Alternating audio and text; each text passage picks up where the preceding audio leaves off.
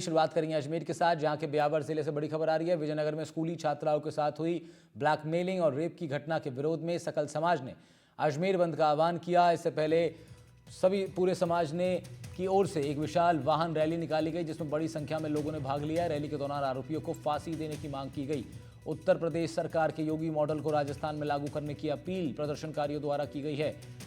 दोषियों को कड़ी से कड़ी सजा मिले ताकि ऐसी घटनाएं दोबारा ना हो। इसी के तहत शहर के अग्रसेन स्कूल के बाहर महिलाओं ने एक यज्ञ भी किया है। उन्होंने कहा, प्रशासन से हम मांग करते हैं कि इस जघन्य अपराध के आरोपियों को जल्द से जल्द फांसी दी जाए। इस घटना को लेकर जनता में भी भारी आक्रोश देखने को मिल रहा है। न्याय की मांग को लेकर प्रदर्शन भी लगातार जारी है। ये इसलिए किया है, आपने देखा होगा अभी विजयनगर के अंदर ब्लैकमेल कांड का आयोजन हुआ। इसके अलावा इसके पूर्व भी अजमेर के अंदर इस तरह का ब्लैकमेल कांड हो चुका है। इन सब बातों को देखते हुए हम लोग बहुत ज्यादा दुखी है। हम ये चाहते हैं कि अपराधियों को अधिक से अधिक ऐसी कठोर सजा दी जाए ताकि आगे से किसी की हिम्मत नहीं हो कि हमारी माँ बहनों के साथ इस प्रकार के दुष्कृत्य कर सके। और कल संपूर्ण अजमेर बंद का आह्वान अजमेर के सकल हिंदू समाज ने किया है। कल अजमेर पूरा बंद रहेगा। जितनी भी आवश्यक सेवाएं हैं, अनिवार्य सेवाएं हैं, मेडिकल की सुविधाएं हैं, जितने भी एग्जाम, जिन सेंटर्स पे एग्जाम है और पेट्रोल पंप, ये 3 श्रेणियां इसमें से उनको छूट रहेगी। इसके अतिरिक्त संपूर्ण अजमेर पूरे दिन के लिए बंद रहेगा। आज शहर के सैकड़ों युवाओं ने वाहन रैली के माध्यम से ये शहर को संदेश दिया है। विनम्रता पूर्वक हम अपने बंद को करेंगे और 11 बजे हजारों की संख्या में गांधी भवन पर सारे शहर के युवा, महिलाएं और बालक बालिकाएं इकट्ठे होंगे। एक रैली के रूप में वहां से प्रारंभ होंगे, जिलाधीश कार्यालय पर पहुंचेंगे। वहां पर यह रैली आम सभा के रूप में परिवर्तित होगी। जी, कल जो है कुछ संगठनों के द्वारा अजमेर बंद का आह्वान किया गया है, जिसमें व्यापार संघ का उसको सपोर्ट मिला है। हमने जो ऑर्गेनाइजेशन, जो व्यापार संघ वाले हैं, उनके साथ माननीय कलेक्टर साहब ने स्वयं भी मीटिंग ली है। सारे के सारे जो आम जनता है उसको कॉन्फिडेंस में लेकर जो ये बंद वाला आह्वान का जो कार्यक्रम है, उसको शांतिपूर्वक संपन्न कराने के लिए पुलिस प्रशासन जो है पूरी तरीके से कमिटेड है। हमने पर्याप्त मात्रा में जाब्ता लगाया है, जगह-जगह पर पिकेट्स लगाए हैं। हमारी जो सिग्मा है, मोबाइल्स हैं, वो कंटिन्यूअस गश्त पर भी रहेंगी। इसके अंदर जो बातचीत हुई है, उसके बाद इमरजेंसी सर्विसेज जो हैं, वो कंटिन्यू रहेंगी और उसके अलावा बाकी के जो दुकानें हैं, उसमें व्यापार संघ के द्वारा उनको बंद रखने का निर्णय लिया गया। पवन अटारिया हमारे सहयोगी जुड़ रहे हैं हमारे साथ इस खबर पर ज़्यादा जानकारी के साथ। पवन, आज बंद का भी आह्वान था, तमाम जगहों पर हम देख सकते हैं, तस्वीरों में हम देख पा रहे हैं महिलाएं भी हैं, छोटी बेटियां भी हैं जिन्होंने इस यज्ञ में हिस्सा लिया है। बड़ा संदेश देने की कोशिश है। क्या इसका असर देखा जा रहा है? बिल्कुल, देखिए विजयनगर में जो बच्चियों के साथ हुआ कुकृत्य है और शोषण, ब्लैकमेल, धर्मांतरण के मामले में पूरे राजस्थान में उबाल है और इसी के चलते अभी तक अजमेर जिले के तमाम शहर एक एक दिन करके बंद हो चुके हैं, आह्वान करके विरोध प्रदर्शन जाहिर कर चुके हैं। और आज किशनगढ़ मार्बल नगरी भी बंद रहा, सफल बंद रहा, सुबह 9 बजे से शाम 5 बजे तक। और कल जैसा कि अजमेर संपूर्ण रूप से बंद का आह्वान सर्व समाज, हिंदू संगठन, व्यापारी एसोसिएशन, महिला संगठन, हिंदूवादी संगठनों के द्वारा किया जाना है। और कल सुबह से यहाँ पर जो अलग अलग जो संगठन है वो गांधी भवन चौराहे पर इकट्ठा होंगे और जिला कलेक्टर को मुख्यमंत्री के नाम आक्रोश रैली के माध्यम से ज्ञापन सौंपा जाएगा। और इसके दौरान संपूर्ण बंद, और इसकी कोई टाइम लिमिट नहीं है, सुबह से लेकर रात तक बंद का आह्वान यहाँ पर जो संगठन के पदाधिकारी हैं उनके द्वारा बताया गया है। वहीं जिला पुलिस अधीक्षक मंजिता राणा का कहना है कि तमाम पुलिस अधिकारी, तमाम जो पुलिस से जुड़े जो संबंध सिग्मा है, वैन है, पुलिस जीप है, आंदोलनकारियों के साथ साथ रहेगी और चप्पे चप्पे पर पुलिस का जाब्ता भी वहां पर तैनात रहेगा। पुलिस की हर संभव कोशिश रहेगी कानून व्यवस्था बनी रहे, किसी प्रकार की अप्रिय घटना नहीं हो। वहीं दूसरी तरफ जो आंदोलनकारी हिंदूवादी संगठन है उनका कहना है कि पूर्ण रूप से बंद कराया जाएगा और जो बंद नहीं करेगा उसको भी बंद करने के लिए समझाइश की जाएगी। तो कुल मिलाकर कल का दिन एक बहुत महत्वपूर्ण दिन है अजमेर के लिए, क्योंकि यहाँ पर ख्वाजा गरीब नवाज की दरगाह भी है, दरगाह का अंतर्राष्ट्रीय बाजार भी है, मदार गेट है, केसरगंज है। तमाम जो व्यापारी संगठन है उन्होंने स्वेच्छा से बंद की बात कही है। वहीं आंदोलनकारियों का ये भी कहना है कि पेट्रोल पंप, स्कूल और आवश्यक सेवाओं से जुड़े अस्पताल, मेडिकल स्टोर, डेयरी बूथ वगैरह ये खुले रहेंगे, इनको बंद से दूर रखा गया है। जी ठीक है पवन, बहुत बहुत शुक्रिया आपका तमाम जानकारी के लिए। पवन अटारिया रिपोर्ट कर रहे थे अजमेर से। बढ़ रहे हैं आगे, बात अगली करेंगे जहां भारत पाकिस्तान के सरहदी इलाके में स्थित बीकानेर में सीआईडी ने जासूसी के एक बड़े खेल का खुलासा किया है। सीआईडी ने यहां से 2 लोगों को गिरफ्तार किया। आरोप है कि ये दोनों पाकिस्तानी एजेंसी के लिए भारत की जासूसी कर रहे थे। इनमें एक ई मित्र संचालक हैं, दूसरे रेलवे के कर्मचारी। बालोतरा से भी पाकिस्तान के लिए जासूसी कर रहा संदिग्ध धर लिया गया है। महाजन रेंज पर जासूसी का साया, पाकिस्तानी साजिश का खुलासा, 3 जासूसों पर कसा शिकंजा, फेल हुआ दुश्मन का हथकंडा।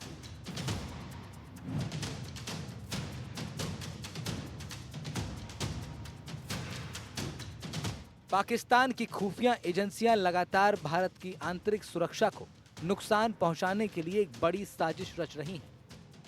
इस बार उसके निशाने पर रेगिस्तान इलाके बीकानेर, बालोतरा के फायरिंग रेंज हैं। इसके लिए पाकिस्तानी खुफिया एजेंसी आईएसआई ने रेगिस्तानी इलाकों में एक विशेष मिशन चला रखा है। हर हाल में बाड़मेर, जैसलमेर और बीकानेर में हो रहे सेना और वायुसेना के मूवमेंट की जानकारी जुटाने का एक बार फिर ऐसा ही मामला सामने आया है, जहां बीकानेर में सीआईडी की टीम ने ई मित्र संचालक को गिरफ्तार किया, जिस पर पाकिस्तान के लिए जासूसी का आरोप है। जानकारी के मुताबिक दीपक नाम का यह शख्स पाकिस्तान की खुफिया एजेंसियों को संवेदनशील सूचनाएं साझा कर रहा था। पड़ताल में सामने आया कि ई मित्र संचालित करने की आड़ में यह आरोपी पड़ोसी देश के साथ संवेदनशील जानकारियां साझा कर रहा था। दीपक के साथ एक रेलवे कर्मचारी को भी पकड़ा गया। ये रेलवे कर्मचारी स्टेशन पर आर्मी की गतिविधियों का वीडियो भी बना रहा था। ये दोनों मिलकर सरकारी और सुरक्षा संबंधी जानकारी लीक कर रहे थे। इस मामले में गौर करने वाली बात यह है कि ये रेलवे कर्मचारी महाजन फायरिंग रेंज के आसपास कई दिनों तक देखा गया था, जहां वो लगातार वीडियो बनाता था। ई मित्र संचालक को लेकर सीआईडी के सूत्रों की माने तो ई मित्र संचालक दीपक के पाकिस्तानी महिलाओं से भी संपर्क सामने आए हैं। उसके मोबाइल से इस बात की जानकारी मिली है। बताया ये भी जा रहा है कि उसने पाकिस्तानी महिलाओं से चैटिंग भी की थी, लेकिन बाद में उसे डिलीट कर दिया। मोबाइल की एफएसएल जांच कराई जा रही है। फिलहाल महाजन पुलिस और बीकानेर जिले के आला पुलिस अधिकारी इस पूरे मामले में मौन हैं। लेकिन जिस तरह महाजन फील्ड फायरिंग रेंज की जासूसी का मामला सामने आया, ये बताता है कि महाजन फील्ड फायरिंग रेंज सामरिक दृष्टि से भारत के लिए कितनी महत्वपूर्ण है, क्योंकि ये रेंज पाकिस्तान की सीमा के सबसे नजदीक है। महाजन फील्ड फायरिंग रेंज 1982 में स्थापित हुई। इसका क्षेत्रफल लगभग 3,37,000 एकड़ है, जो इसे देश का दूसरा सबसे बड़ा फायरिंग रेंज बनाता है।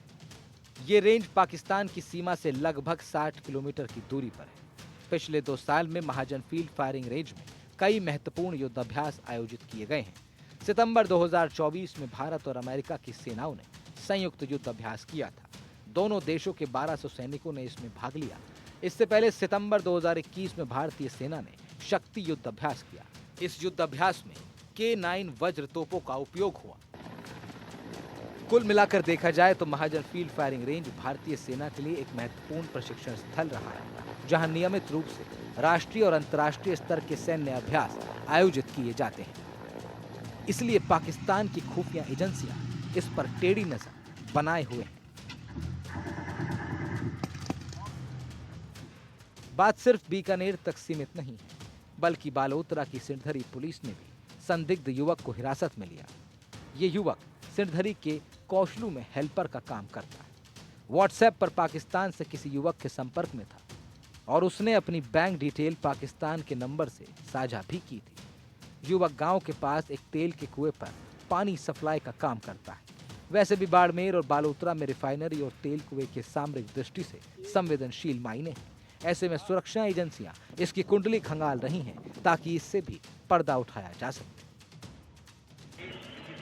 वैसे पाकिस्तान की ये नापाक हरकत कोई नई तो नहीं। इससे पहले भी कभी कबूतर, कभी ड्रोन, कभी आईएसआई एजेंटों के जरिए पाकिस्तान लगातार हिमाकतें करता है, लेकिन सुरक्षा एजेंसियां उसके हर मंसूबों को फेल कर देती हैं। इसलिए इस बार उसने यहीं के लोगों को अपना निशाना बनाया और जासूसी करवाई। लेकिन उसका यह हथकंडा फिर एक बार फेल साबित हो रहा है, क्योंकि आने वाले दिनों में जासूसी से जुड़े कई राजदारों की कलई अब खुलने वाली है और इन आरोपियों से जांच पड़ताल के बाद तमाम साजिशों का पर्दाफाश भी होगा। Bureau report, NDTV Rajasthan. उधर जल महल की खूबसूरती की पूरी दुनिया के पर्यटक कायल हैं, लेकिन इस खूबसूरती को संजोए रखने का जिनका काम है, जिनकी जिम्मेदारी है, वो उससे दूर भाग रहे हैं। असर ये हो रहा है कि जल महल की दुर्गति हो रही है। ऐसे में अब सुप्रीम कोर्ट ने संज्ञान लिया है। खुद जल महल की खूबसूरती को बनाए रखने का बीड़ा लगता है सुप्रीम कोर्ट को उठाना पड़ेगा।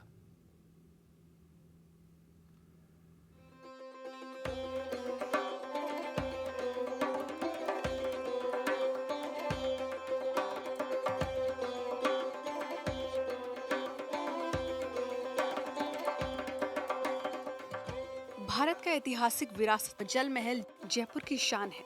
जयपुर आमेर मार्ग पर मानसागर झील के बीचों बीच बना ये महल दुनिया भर के पर्यटकों के बीच खास जगह रखता है। लेकिन जिस तरह से इसकी हाल के समय में दुर्दशा देखने को मिली है, इसको लेकर ना सरकार गंभीर नजर आई, ना पर्यटन विभाग और ना ही नगर निगम, जिस कारण इसकी ऐतिहासिक विरासत धूमिल होने लगी है। जिसके बाद मामले पर सुप्रीम कोर्ट ने अब संज्ञान लिया है और जल महल झील की दुर्दशा पर चिंता जताई है। कोर्ट ने झील के पास नाइट मार्केट बसाने और वेंडिंग गतिविधियों पर अंतरिम रोक लगा दी है। जस्टिस अभय एस ओका और उज्जवल भुइयां की बेंच ने कहा कि झील क्षेत्र के विकास के नाम पर चलाई जा रही योजना तब तक लागू न की जाए जब तक नीरी की रिपोर्ट नहीं आ जाती। सुप्रीम कोर्ट ने अपने आदेश में कहा कि जल महल झील में सीवेज का प्रवाह रोका जाए, साथ ही किसी भी तरह की गंदगी को रोकने का आदेश दिया। गंदगी रोकने को लेकर नीरी के विशेषज्ञों की कमेटी बनाए। झील के पास नाइट मार्केट बसाने पर रोक लगाई, साथ ही वेंडिंग गतिविधियों पर अंतरिम रोक लगा दी है। सुप्रीम कोर्ट ने जल महल की झील के प्रदूषण को लेकर जो है एक विशेष ऑर्डर जारी किया है, जिसके अंदर साफ तौर पे जयपुर नगर निगम हेरिटेज को भी कहा है कि आप जल्द से जल्द एक रिपोर्ट तैयार कीजिए और उस रिपोर्ट के अंदर आप किस तरीके से जयपुर को स्मार्ट सिटी बनाएंगे और कितने समय के लिए जो है स्मार्ट सिटी बनाई जाएगी। इन तमाम सवालों को लेकर सुप्रीम कोर्ट ने जो हेरिटेज नगर निगम को फटकार लगाई। आप मेरे पीछे तस्वीरों में देख सकते हैं, ये जल महल की वो झील है जहां पर जो लगातार प्रदूषण की वजह से जो है काफ़ी प्रॉब्लम हो रही है और इसी को लेकर जो है अब जो है सुप्रीम कोर्ट ने अपना आदेश जारी किया और उसमें हेरिटेज नगर निगम से भी जल्द से जल्द जवाब मांगा। साथ ही नाइट के अंदर जो बाजार लगाए जाते हैं, स्ट्रीट जो बाजार लगाया जाता है, उसको लेकर भी जो है सवाल उठाते हुए जो है सुप्रीम कोर्ट ने कहा है कि आप इसको लेकर किस तरीके की तैयारियां कर रहे हैं। इन तमाम चीज़ों को लेकर जो है सुप्रीम कोर्ट ने सवाल उठाए। जजों ने नगर निगम के उपेक्षापूर्ण और लापरवाह रवैये को लेकर तल्ख टिप्पणी देते हुए कहा कि अगर जल महल ही साफ नहीं रहेगा तो भले कैसे जयपुर स्मार्ट बनेगा। जाहिर है कि सुप्रीम कोर्ट को भी पता है कि जल महल कितना महत्वपूर्ण है। वैसे हर जयपुर वासी को जल महल से खास लगाव है। कारण है कि जल महल की खूबसूरती और उसका इतिहास। जल महल का निर्माण सवाई जयसिंह ने 1799 ईस्वी में कराया था। महल को बनाने से पहले जयसिंह ने मानसागर झील बनवाई थी। राजसी उत्सवों के लिए इसे बनाया गया था। मानसागर झीलों के बीचों बीच बने इस महल को आई बॉल भी कहते हैं। जल महल 5 मंजिला महल है, जिसकी 4 मंजिल पानी के नीचे है। यही वजह है कि इस महल में गर्मी नहीं लगती। यह जयपुर का प्रसिद्ध एकमात्र पर्यटन स्थल है जो कि पानी के बीच बसा है। यही कारण है कि देश विदेश से आने वाले सैलानी जल महल को देखने ही रोमांचित हो उठते हैं और इसे शहर की सबसे अच्छी टूरिस्ट डेस्टिनेशन बताते हैं। लेकिन जिस तरीके से जल महल की खूबसूरती के साथ खिलवाड़ किया जा रहा है वो पर्यटन और राजस्थान दोनों के नजरिए से बिल्कुल सही नहीं है और इसीलिए सुप्रीम कोर्ट ने खुद संज्ञान लेकर इस पर ध्यान केंद्रित किया है। Bureau report, NDTV, Rajasthan.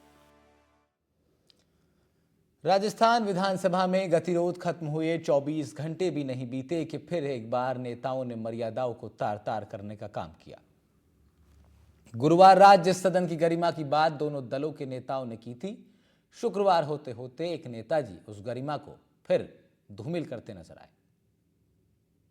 जनसंख्या 25% और 23% है, उनके पद 50-50 निकल रहे हैं। ओए माँ ने बात मत करे, तो फिर मेरा जूता बात करेगा, आपने सुने इन माननीय के शब्द, सुन लिया इनकी भाषा का लहजा, सुना इनकी वाणी का ओजस्वी ज्ञान। इनके बोलने का तरीका बता रहा है कि चाहे कितना भी समझा लो लेकिन इनकी आदत नहीं सुधरेगी। ओए माँ ने बात मत करे, तो फिर मेरा जूता बात करेगा। और फिर इन पर विधानसभा स्पीकर कोई कार्रवाई कर दे तो ये सदन में धरने पर बैठ जाते हैं, लंगर जमा लेते हैं, न्याय की तकरीरें देने लगते हैं, मानो इनकी कोई गलती ही नहीं थी, जबकि ये खुद के गिरेबान में नहीं झांकते, ना ही अपनी शब्दावली पर ध्यान देते हैं। जरा फिर से सुन लेते हैं माननीय महोदय की ओजस्वी वाणी में कहे गए इन अपशब्दों को। जिसकी जनसंख्या 25% और 23% है, उनके पद 50-50 निकल रहे हैं। ओए माँ ने बात मत करे, तो फिर मेरा जूता बात करेगा। बैठ जा, बीच में डिस्टर्ब मत करे। माननीय सभापति महोदय, माननीय सभापति महोदय, आपका संरक्षण चाहिए मुझे, आपका संरक्षण चाहिए मुझे।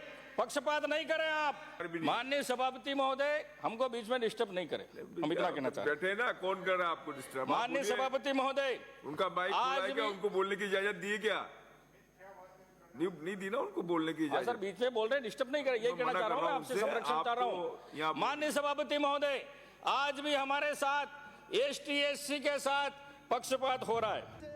दरअसल विधानसभा में गतिरोध टूटने के एक दिन बाद ही शुक्रवार को फिर से बदजुबानी का मामला सामने आया है। जनजातीय और सामाजिक न्याय की अनुदान मांगों पर बहस के दौरान डूंगरपुर से कांग्रेस विधायक गणेश घोघरा ने टोकने पर विधायक से कहा, ओए बात मत कर, नहीं तो मेरा जूता बात करेगा, बीच में डिस्टर्ब मत कर। महोदय की इस बात पर किसी ने आपत्ति दर्ज नहीं कराई। बावजूद इसके घोघरा ने कहा कि सत्ता पक्ष उन्हें टोक रहा है, उन्हें सभापति का संरक्षण चाहिए, जिस पर सभापति संदीप शर्मा ने कहा कि आपको आसन पर इस तरह के आरोप लगाने का अधिकार नहीं है। आपको बता दें कि 27 फरवरी को ही सदन में गतिरोध टूटा था। स्पीकर वासुदेव देवनानी, सीएम भजनलाल शर्मा, नेता प्रतिपक्ष टीकाराम जूली ने एक सुर में इस बात की पैरवी की थी कि सदन में सब विधायक मर्यादित बोलें, मुद्दे की बात करें। इसके बाद सभी विधायकों को जुबान में संयम और सदन में अच्छे आचरण की बात कही गई। लेकिन 24 घंटे भी नहीं बीते थे कि गणेश घोघरा सारी मर्यादाओं को ताक पर रखकर फिर से पुराने ढर्रे पर आ गए। माँ ने बात मत करे, तो फिर मेरा जूता बात करेगा। Bureau report, NDTV, Rajasthan. इसी के साथ फिलहाल राजस्थान प्राइम में इतना ही। खबरों का सिलसिला जारी रहेगा।